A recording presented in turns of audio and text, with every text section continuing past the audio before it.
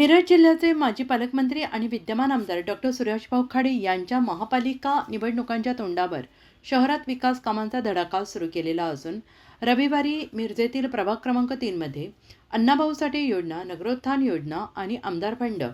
या अंतर्गत तब्बल 1,45,00,000 रुपयांच्या 9 विकास कामांचा शुभारंभ आमदार डॉक्टर सुरेशभाऊ खाडे यांच्या शुभ हस्ते संपन्न झाला।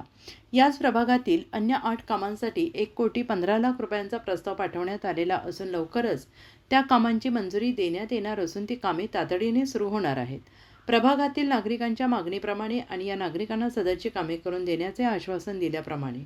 आमदार खाडे यांनी आश्वासनाची पूर्तता केली असून जनतेला या विकास कामांच्या माध्यमातून दिवाळी भेट दिली आहे। रविवारी प्रभाग क्रमांक 3 मध्ये संपन्न झालेल्या विकास कामांच्या शुभारंभामध्ये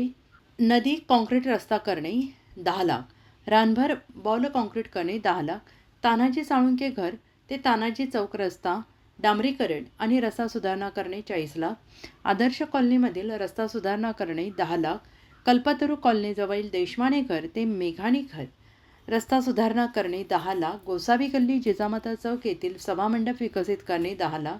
पंढरपूर रोड मानेघर ते वारकरी भवन रस्ता सुधारणा करणे 15 लाख, सईनंदन पार्क जवळील म्हाडा कॉलनीमधील रस्ते कॉन्क्रीट करणे 15 लाख, रमा उद्यान येथील गणपती मंदिर सभामंडप बांधणे 25 लाख या विकास कामांचा समावेश आहे। या सर्व कामांचा शुभारंभ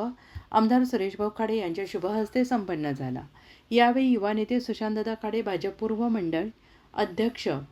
चैतन्य भोकरे, भाजप पश्चिम मंडळ अध्यक्षा अनिता हारगे, माजी स्थायी समिती सभापती सुरेश बापू आवटी, माजी नगरसेवक पांडुरंग कोरे, गणेश माळी, दिगंबर जाधव,